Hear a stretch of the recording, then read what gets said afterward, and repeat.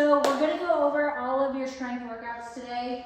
We're not necessarily going over them in the order that they're programmed, but we're going to go over each and every movement. I'm going to demonstrate everything. We'll start with the upper body, and then we'll do the lower body, and then all the plank work. And then we can kind of go through questions as they come up. So if you have a question about a movement, you can ask it during, or we'll have time obviously after too. And then we'll run through a mini workout at the end if you want to stick around for that. Sammy, it's okay if you want to head out. Hopefully we'll bring you back up. So basically, the reason that we need to start incorporating strength, and this is our 3rd year now as a run club, and so many people get injured because they're only running. No one is really spending enough time lifting enough weights or doing the right kind of strength training. So we tried to make this as simple as possible, where it's you're doing some pushing, some pulling, some hinging, some squatting. Some of the stuff will be body weight, but most of it is going to need some sort of weight, preferably something heavier than what you would do in maybe some of the HIIT classes around the city. So that's really why we're prioritizing starting to incorporate this. It will help with injury prevention, just building stronger muscles, power production. So for all the nerdy parts of running that we could really get into, like that's why I'm interested in it. But if you're not interested in that, it's just going to make you a better runner and take away your risk of injury. So that said, any questions on strength training or like what it even means or looks like? It's not HIIT training, so I just want to be really clear on that. I think like going to a Barry's boot camp, yes, there's running and you're still getting some strength training, but it's all HIIT. Like we get cardio from everything else that we do. So when you're going to do your strength workout, think of doing things slow and controlled. Like everything is really about the movement, and it's about producing strength and building muscle, more so than getting a sweat. Like I don't want you ever doing these workouts where they're so heavy that you feel like you're limping out of the gym or you can't do your workout the next day. Like just because you get a good sweat doesn't necessarily mean it's the best workout. We're focused on movement and building strength. So just to be very clear on that. Jenna? You ready to move into the movements? Sure thing. All right. Upper body. All right. All right, so I'm gonna call out the moves. Sam will demo. She's gonna tell you how to do it, what it's working, and why. Right, Yeah. Sammy? Okay, Perfect. so we're gonna start with the half kneeling press. Right, this is one you saw in strength workout A. Correct. So something under your knee will be helpful and supportive here. You're gonna tuck your back toe, and I want your ribs stacked over your hips, bringing that weight up to your shoulders. Squeeze your butt so you're really working your pelvic stability here. Opposite arm is out here so that you're stabilizing through the opposite side of your body. Exhale as you press, bring that weight right back down. Slow and controlled as you move through it. And you're gonna think about exhaling as you do the work. Exhaling on the way up and inhaling back down. All right, overhead press. Okay, taking it to our feet. So both feet under your hips, same thing, opposite arm, tension out here. Stack those ribs over your hips, soft bend in the knees so you're not extended forward. Exhale as you press, inhale back down. Same thing, slow and controlled, never moving so much that you need momentum to do the work for you. Marching press. Oh, I still need this. Stay on the shoulder. This is going to be opposite arm, opposite leg, moving at the same time. Exhale as you press. That's going to kind of be the theme in all of your movements. You exhale when you do the work. Question, is this always a unilateral, or is there any time when you might use both weights? For the strict press you could use, or the strict overhead press, you could have both weights up on your shoulders and alternate. You're not going to move in any of the workouts that we have programmed with both weights together, though you might do that in a class sometimes or in a different program, but you can have both weights up on your shoulders. Cool. Good question. Thank you. Supported rows. Supported rows. So you can do this with a kettlebell or a dumbbell. For the sake of those that don't have a kettlebell, I'll show it with a dumbbell first. Stack your shoulder over your wrist. Opposite leg is back behind you, or the leg of the moving arm. Drive that elbow up.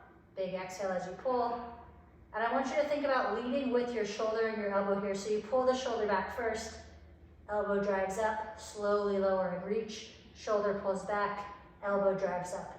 So this one is you can get pretty heavy with this because you're using your whole back to move it, but I want you to make sure that you have that position where your shoulder pulls back, drive with the elbow, Again, back down, reach, pull back, always kind of resetting before every rep. Gorilla rows. Ooh, this one's my favorite. Because of the So name. this one will be with kettlebells. You're gonna take a wide stance here, hinge at your hips, shoulders are stacked over your wrists.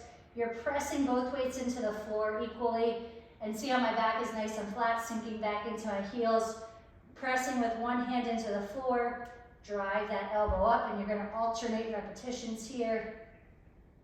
Exhale as you pull, slowly lower, not letting that weight just drop back down to the floor.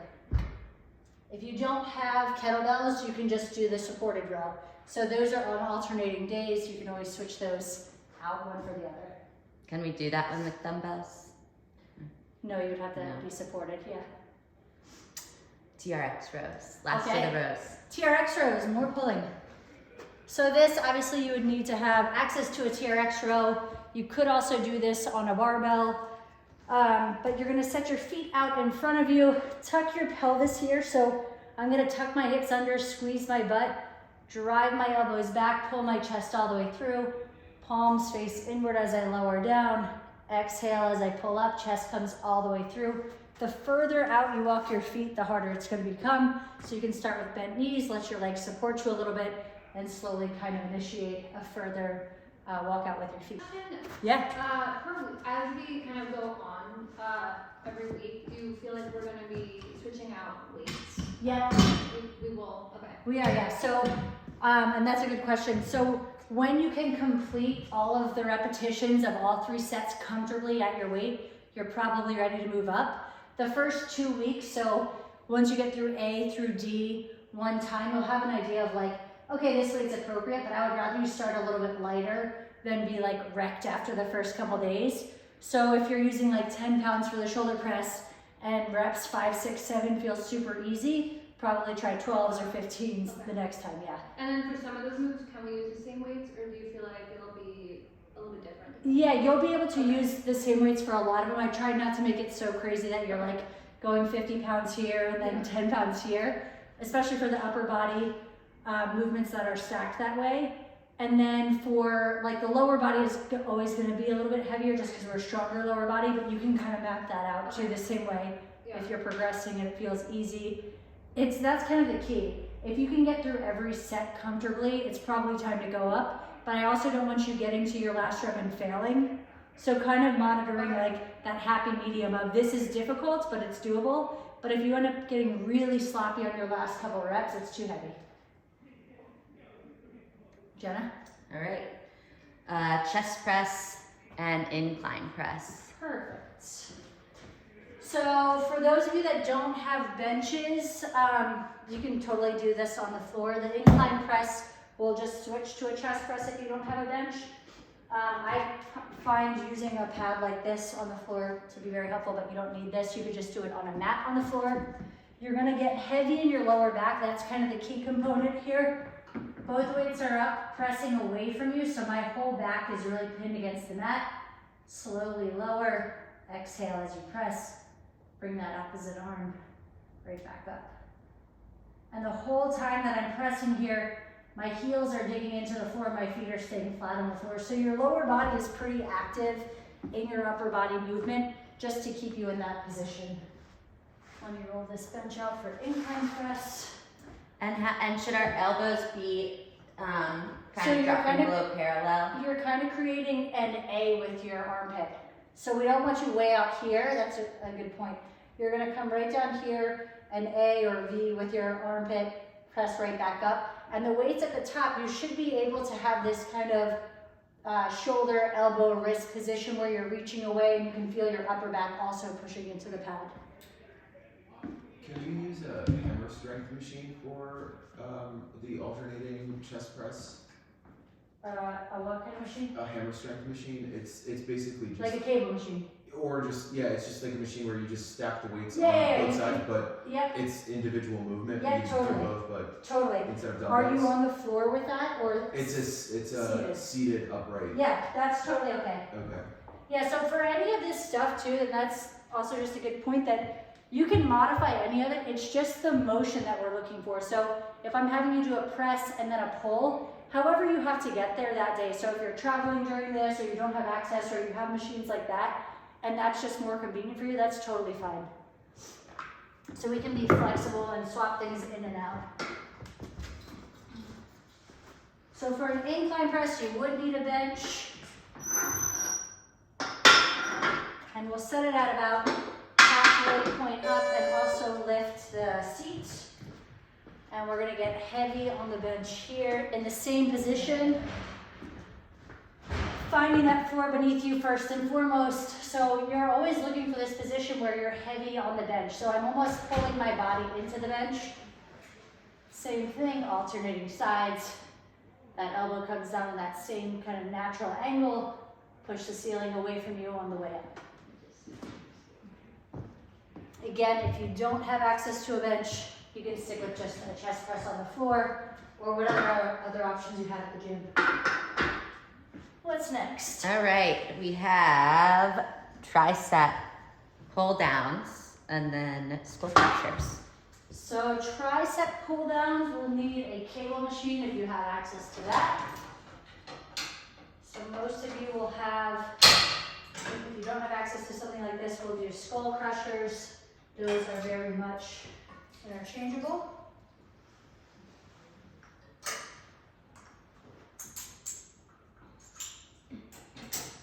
So you can use this with a rope, or there's straight bars, all sorts of different ways you can go about this. You're gonna find that nice hinged position, elbows right by your ribs. Slowly extend and squeeze back, taking your time on the way up, as much as you're taking your time on the way back down. That's option 1. And option 2 is again back on the floor or on a bench. Same idea, heavy, heavy, heavy in the lower back. That's gonna continue to come up. Palms face inward. Slowly lower those weights towards your face. Don't actually crush your skull.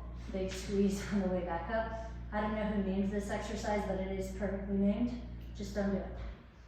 Slow exhale as you press away. And you'll start pretty light with these, especially just for safety, but 5, 7.5 or 10 pounds, and slowly control that movement. Is it different if you do it in one weight? For that one specifically? You could alternate those. But like, Oh yeah, if you do it with one weight, so even see when you like kind of get in that position, it extends you. It's much harder to control this position on the floor.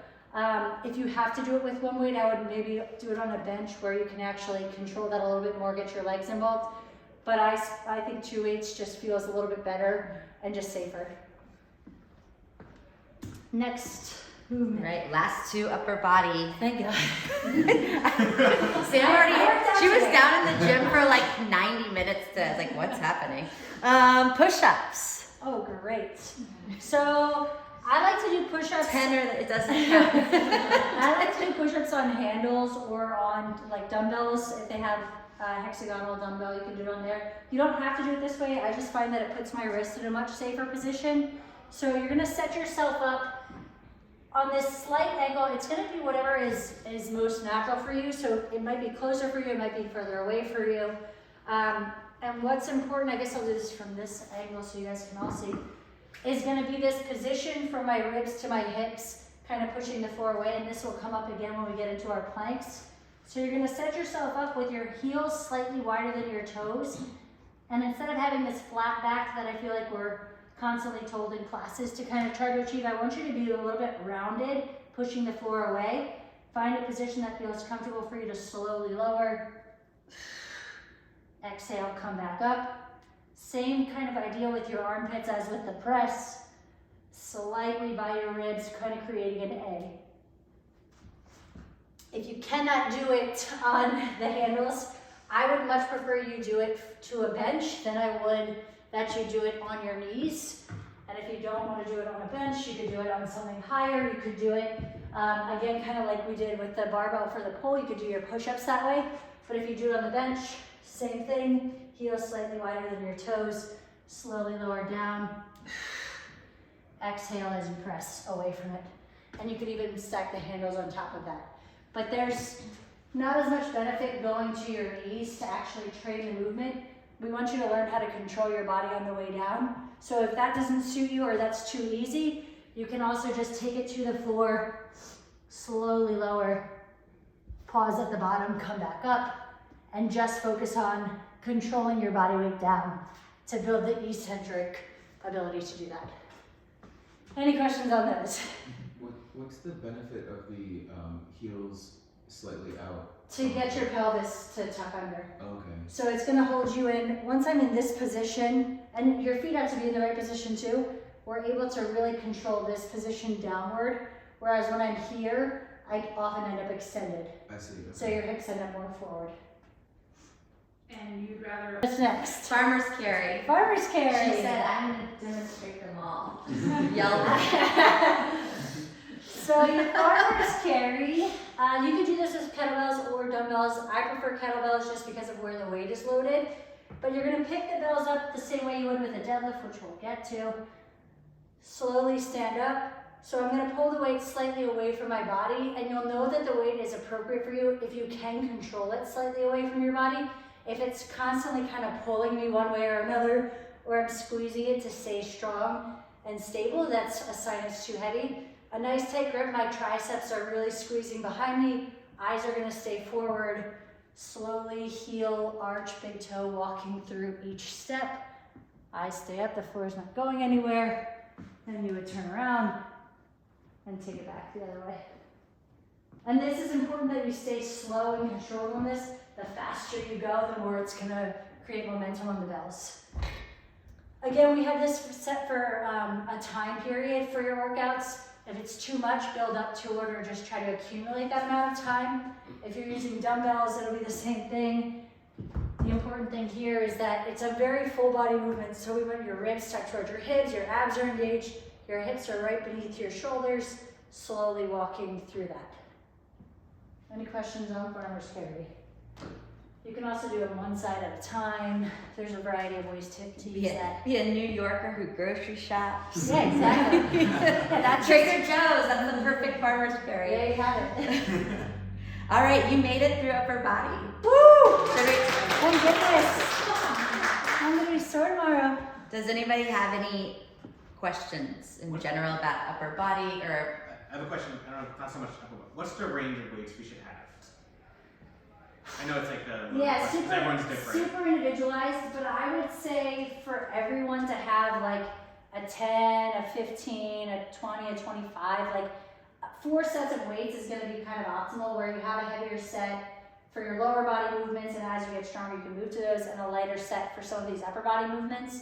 And in the same vein, like if you don't have space for that, you can always slow things down. So for the shoulder press, if I only have a 10-pound weight, which I would traditionally use something heavier, I could just go at like half the speed for the same amount of reps and still get a really stellar workout out of doing that just by slowing the movement down. So that I think is something too, like you guys will learn about yourselves along the way of what makes you feel comfortably sore and isn't wrecking you the next time, but you're also seeing progress. Because if I say, oh, these are the 4 weights that you need, in 6 weeks you're gonna be stronger than those weights. So it's a hard thing to gauge of like what your progress is gonna look like and what's necessary. But if you pick like 4 movements that you know you're gonna do at home, these are the weights that are really good for you. Like for squats, for instance, like having a 25 or 35 or even 45-pound dumbbell, you can do a full body workout with just that, just by getting squats and some deadlifts in. But it just depends on like what the overall goal is and what movements you actually are going to use. Otherwise, the weights just sit there collecting dust and no one's benefiting from that. Lower body. Well, let's do it. All right. Oh, good question. I Yeah. guess just generally for everything, but in a particular set, like for example with farmer's carries or gorilla rows, do we stay the same weight for each of the 3 or 4? Good question, yeah. Or can we increase? So you can increase. It's the same kind of idea that we were talking about earlier. If you're not struggling on the first rep and you're like, this is really light, like you can use that first set kind of like a warm-up set and then jump up. And if it still kind of feels like you can jump up again, but then kind of note that in your VDOT just so that you know next time maybe you start on the second weight and you build it up. For me, when I'm doing these kind of workouts on my own, I'll kind of do a warm-up set, see how it feels for that day. Some days you just feel better than others too. So like kind of honoring like what your body is asking for that day. If you're trying to do something with 30 pounds, but 30 pounds in the last 3 reps feels bad, go down to 25 and like actually complete it really well. I figure that the next time you'll probably be able to do 30 comfortably. So it's very much a day in, day out, kind of sort that out. Should we challenge ourselves? Like a lot of times the movement has a prescribed like 6 to 8 reps. Yeah. Should we challenge ourselves to go heavier with fewer reps? Like if I can do 8 reps pretty comfortably Yeah. with 15s, should I try to do like 6 reps with 25s? Yeah, so that would be a good way to kind of do exactly what Sammy was saying. So if you go through your first 2 at 15s at 8 reps and you're like, oh, I want to do 20, and you get to the 5th rep and you're like, oh, this is much heavier and I'm fatigued now, do 6 really good ones or do 7. Like no one ever wants to do odd numbers in weightlifting. I find it so weird. Like I love doing 7 reps. It's so comforting to me that I can do it. I know no one likes to do it. It's really weird, but 5, 7, and 9 are perfectly appropriate numbers. I've never. So feel free to like mix that up. Like, and when you do get to those What's weights your that are favorite heavier, number? 12. Oh. Yeah, no, I'm also not. Like, I'm an even number girl. Okay. But as you do start introducing those new weights, you will find that maybe the 6th and 7th rep doesn't feel so good. So call it at 6 and notice how that changes week over week. And the more consistent you are with strength training, especially if it's pretty new to you, you'll see change pretty quick in terms of week 1, maybe you're using 10 pounds. By week 4, you might be using 15 pounds. By week 8, you might be using 20 pounds. And so it does come pretty quickly, especially early on. So just notice it. Like if it's coming easy, let's try a new weight. If that weight's hard, we can always go back. But if you don't try the new weight, we never really have an idea of where we're headed. All right, lower body. Lower body deadlifts. Wow, right into it. Okay, well, Deadlifts and then single leg. so we'll start with the kettlebell deadlift because I think this is the easiest to demo. But we'll also demonstrate it with some dumbbells. There's a bookstore downstairs, believe it or not, so I don't know where the crowd's going. You're gonna stand right over top of the kettlebell where if I were to look in the mirror, and the only time I'm ever looking in the mirror during a deadlift is to check that the bell is hidden. So I want the handle of the bell to be hidden by my shins and calves. I'm gonna hinge at my hips like I'm kind of closing my fridge door with my butt. Sending my hips back. Now I can already start to feel my hamstrings turn on. Finding my heels on the floor, pushing the floor away. I still want to feel the arches in my shoes and my big toes on the floor, but I'm not pushing in with my toes. I'm really, most of my weight is in the mid to back of my foot. Shoulders are going to pull back and down, so my upper back starts to turn on. Inhale at the bottom. Exhale as I stand up, and I come right back down the same way. So butt goes back. Weight comes down, and the weight should still be hidden the same way it was when I started with that. This can get pretty complicated and complex as you do it on your own, so if there's questions on this, or as we continue to go through, let's make sure we address those. For the deadlift, the big thing is that we don't want you pulling with your back, we want you pulling with your legs. Another way to think about it is like the way you would pick up your laundry basket. So picking it up from here and slowly standing. So we can also do this with dumbbells as well. If you don't have access to a kettlebell, we would do the same thing. You can either do this down by your side. This is more of a suitcase deadlift. Same thing, you're hinging at your hips, butt goes back, push the floor away, or you can bring the weights out in front, butt goes back. Keep those bells as close to your body as you can, push the floor away. Any questions on those? Is there a telltale sign that you're doing it? You're pulling from your back? You'll feel your back. Okay. Yeah, but the scary part about that is you don't feel it till it's too late. So I want you to feel your hamstrings and your glutes doing the work first. You might even get some quad, some upper back. If your lower back is sore the next day, it's not necessarily a bad thing. There's muscle back there that we're using, but we don't want it to be in pain. So when you look in the mirror, even if I'm looking sideways here at the mirror so that you guys can see too, this should be one unit. So as I lift and lower, my shoulders and my hips are moving together. Everything is just one piece. What happens if you use your back is that you tend to want to lift with your legs this way. So now I'm driving here and then I'm pulling for my back. So everything rises and lowers at the same time. So really it's coming from Hamstrings, yeah. Hamstrings and glutes. So the backside, as soon as this all lengthens, now it's kind of fired up to do some work. Now it's starting to shorten to bring me back up to that position. Got it, okay. Yeah. It's okay for your knees to be fully straight. We're not gonna lock them out because I don't want you extended. Almost never. I think I can safely say that I'm never gonna want you extended where you're locked out and being pulled forward. But at the top,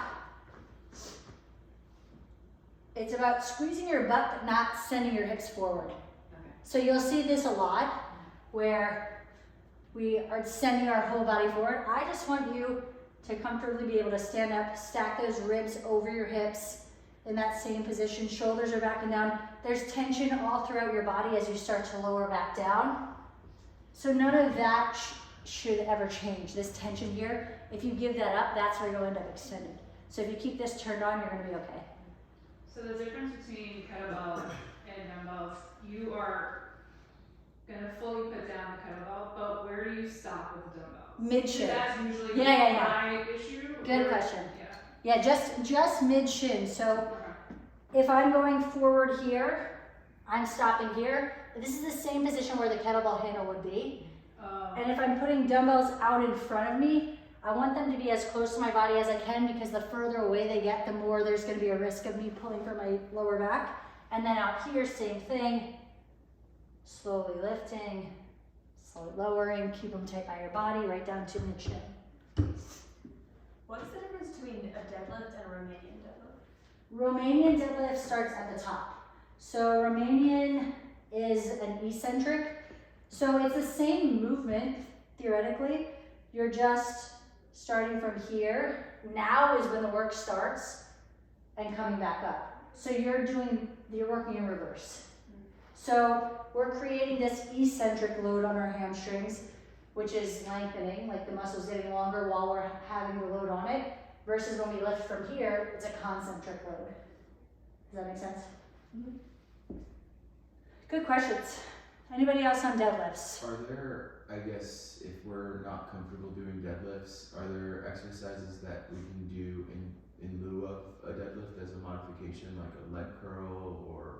For hamstrings and things like that, I'm not concerned about, like, you can do all the leg curls you want. Yeah, I would be more inclined to say to do a supported deadlift okay. or a wall supported. Maybe even just practicing your hinge where you use a wall to kind of hold you in place, or elevating this bell to get you here. So at the bottom here, my butt's back, so I'm supported. I know that I'm in that same position, and then come to standing. If this is too much, you can always stack some blocks and put the bell on there, or even like a bench about that height, something that kind of gets you into that hinge position.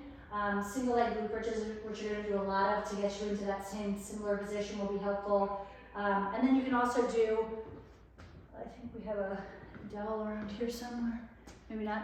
You could also do single leg deadlifts, which we're going to get into, supporting yourself on this, not that. Not that. Which you could do this way. So still kind of finding some sort of support. I think that it's totally valid to be a little bit nervous to do deadlifts on your own too, especially if you've not had much experience or you had a bad experience with them. But I want you to get comfortable hinging. So even if it's as simple as doing this slow reach until you get comfortable getting into a full single leg, and then maybe adding a load.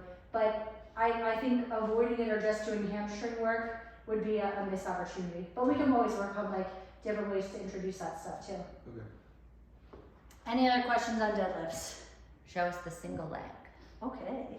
Is that the next The movement? moment we've all been waiting for. Is that the next movement? It is, yes. Okay.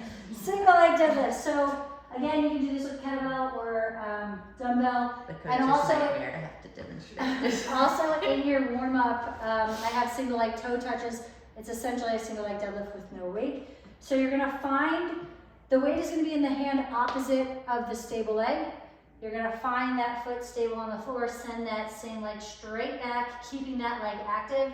Slowly come back up. You can place the foot slightly in front of it, almost like you're taking a step, or you don't have to set it on the floor. you can just kind of send that leg right back through.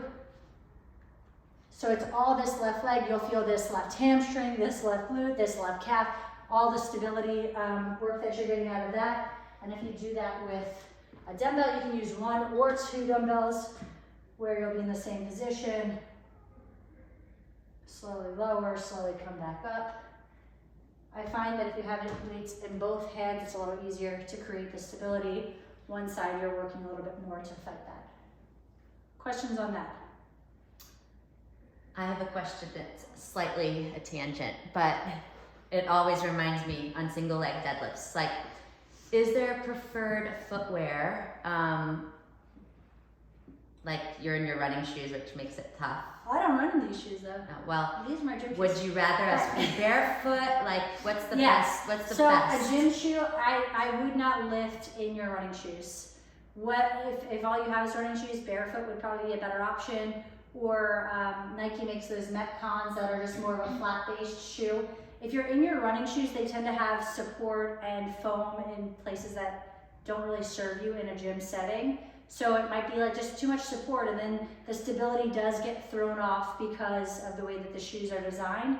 But worst case scenario, either go barefoot or you can wear it. You're just gonna be working a little bit overtime to actually stabilize yourself, especially with a lot of running shoes now, they just have so much foam. You should be able to feel the floor. Like in these specific shoes, I can feel my heel and my arch and my big toe, and I really like that sensation when I'm working out, that I know my whole foot is really grounded into the floor in everything that I'm doing. And that also brings me to like tying your shoes, which I know is such a nerdy thing, but like taking your shoes off and untying them and retying them so that your heel is really like locked into the shoe is so important. Like, it sounds so silly, but so many people just like pull their shoe off and then they just slide their foot back in the next day when it was previously tied. So please just untie them and retie them. It will change everything, just trust me on that. Okay, rant over. Thank you. What's next? Thanks for answering my question. Goblet squats. Goblet squats, another favorite. So goblet squats, you can also do, I think everything you can do, kettlebell or dumbbell. You're gonna get this up in front of your body. I'll demo it to you guys too a little bit differently so you can see. This is gonna be slightly away from my body, so I'm creating this space between my shoulder blades and my upper back, and I'm gonna kind of pull my elbows in. So right now my upper body is doing all the work. I'm gonna take my toes slightly wider. That's where I like them to be when I squat. You don't have to do that. Kind of see what fits for you. We don't have to change everything or be the movement police. Like, we want to make sure you're moving as well as you possibly can, but we also want to know what your body's currently able to do. So my toes are slightly out. I'm going to inhale at the top, and I'm going to exhale all the way through the movement. Come back up. So I'm going to take my time in that movement on the way down and the way up. There's no real need to rush in this, but the whole time my upper body's working, my ribs are staying back over my hips. As I send my hips back, the weight is just lowering down. It's not going away from my body, it's not coming back towards my body. And just so you guys can see that too. And then also, so the weight's not moving either direction, and it's staying elevated up kind of towards my eyes, just under my eyes, the whole series. Why such an exhale? Like, So you're creating intra-abdominal pressure. So we want to protect your spine by filling up on this. There's all this tension that's built up. So as I squat, it's tight, tight, tight, tight, tight, supporting me. If you can, inhale at the top and exhale at the bottom, but we want to have some sort of pressure in here just to protect you, keep you upright, keep tension throughout the movement. So exhale as you go down. And the way back up. So, I think the reason that I do it that way is it really slows my movement down. There's no rush. Like, it's only 6 to 8 reps, maybe sometimes more, but in this case, it shouldn't be a big rush to get through it. It should be really, I'm feeling every bit of every rep. The bottom, I'm hitting the same mark every time on the way down because I know the cadence of my breathing. but in the deadlift, you inhale, right? In the deadlift, we exhale as we stand. So in the deadlift, it's an inhale here.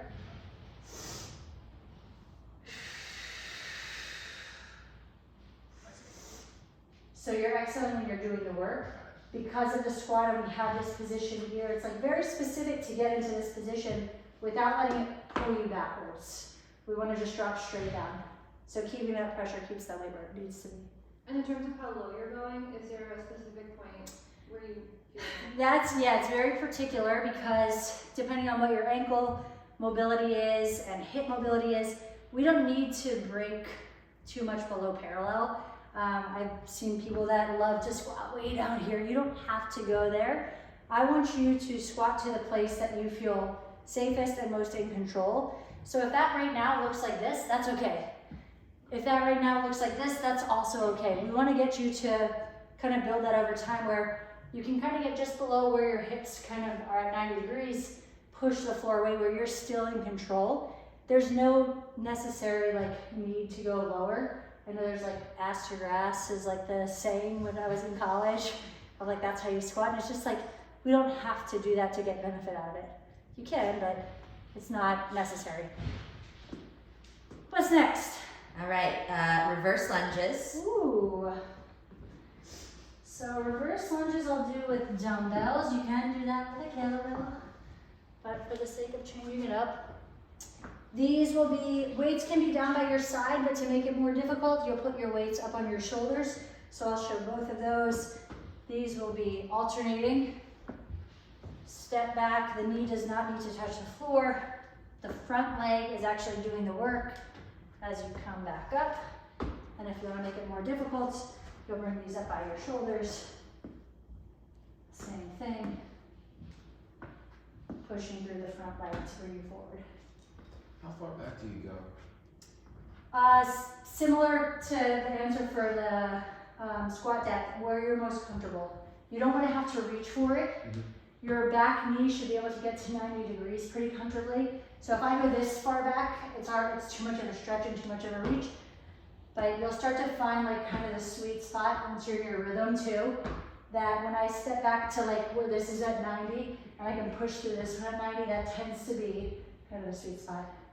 Then your front foot, your weight stays Through the midfoot and the heel. So I can feel my toes pushing the floor away, but they're not, my heel's never lifted. okay. Yeah. Split squat. Ooh. This is Coach Sam's favorite trivia question. It The is? difference between a reverse lunge and a split squat. Well, it's a squat. It's a squat. So your Yeah, it's feet a squat. So your feet stay in the same place the whole time.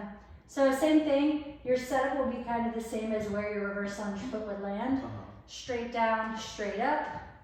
Again, you can make that more difficult by getting those weights up on your shoulders. Straight down, straight up. And we can make this more difficult by getting your foot elevated. So I put that as an option. This is my favorite way to do split squats, but I know that's controversial because people tend to not like these. Your shoelaces will be flat on the bench. You might have lower benches or other things that you can put your back foot up on, and you're gonna slowly lower, slowly lift. Same thing from here. And Alex, to answer your question already, we're exhaling on the way up. Good? Do you have any tips for getting set up when you're raising your leg, or how far away? Yeah, so you could start with kind of sitting back on your heel, stepping this foot out to set yourself up, and you want to be able to find 90 degrees with this to then stabilize from here. Now I'm kind of in a good position. Once you get comfortable with it, you'll know this is too far. This leg is way extended to get here, and this is going to be too narrow because I can't even find my stability. But I do if I'm using a bench, just kind of find this position, sit back on your heel. Then from here, I should be able to lower and come right back up. Questions? We're Cool. close. Lateral lunges. Perfect. We'll do this with both the kettlebell and dumbbells. So it's important that we move laterally. We'll do that obviously with the banded stuff as well. Weights will be down by your side. Reach out. And you'll notice both my feet stay planted on the floor. Push back up through the stable leg. And I would do all one side first and then come back to the other, but you can alternate if you prefer that. If you use a kettlebell, that will be down by your side opposite of the moving leg. Reach and come back up just like before, about mid-shin, same place that the dumbbells would be. Lateral step downs. Lateral step downs. Oh, I love these. They're really difficult, but they're really good for you. So you should all be doing them. So you do need a box for this. You what? I got too embarrassed when people were in the gym Oh, I love to do these. the step downs. So you'll need to step to the edge of a box. It doesn't matter really the height of the box. You just need enough room that you're not on the floor. Higher, this is I think 18 inches, so this is kind of ideal. If you want to go higher, you could do that. You just wouldn't reach all the way down. You're going to use your arms as much as you use your legs in this activity. Slowly lower that heel to the floor. Use your arms to bring you back up, pushing this knee slightly outward. Try not to let it get too collapsed inward. And this leg's not doing any work. So if I can't reach the floor, that's totally okay too. Go to the place that you feel most comfortable. But if you do reach the floor, we don't want this leg to then be assisting you in pushing back up. I'm gonna do the same thing on the other side.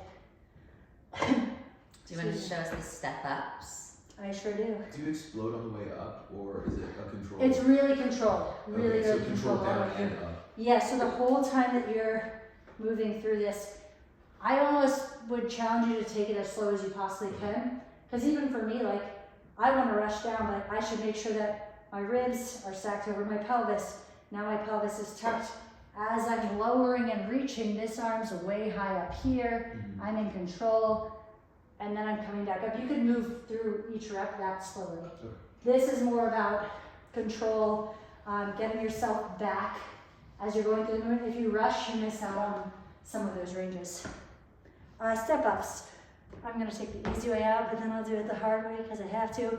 Same thing, arms are just as important here as the legs are. I want this arm way out in front and I want that opposite arm way back behind you. Drive through that floor. Now this is only if you're doing a body weight, we'll use your arms this way. You can add weights. They can be down by your side. Make sure the heel of the working leg is all the way up on the block. They can also be up here.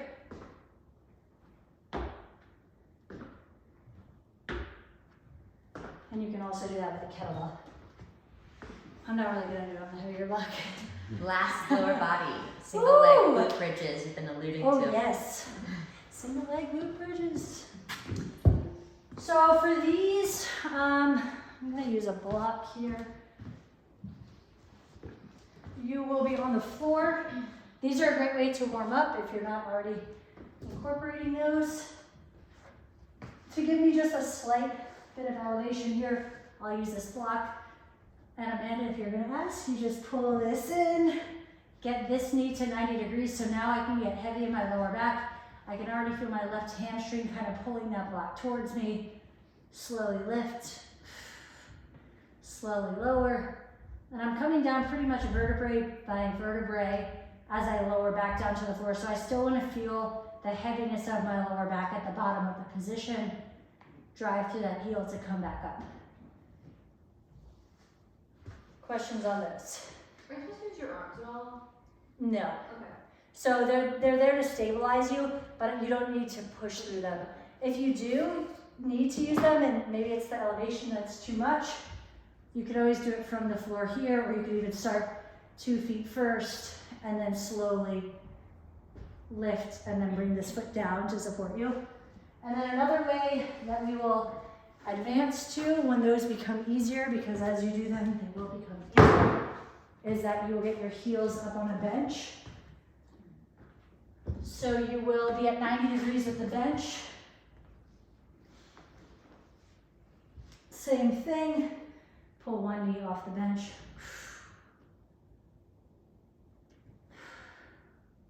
Exhale as you drive up. Slowly come back down.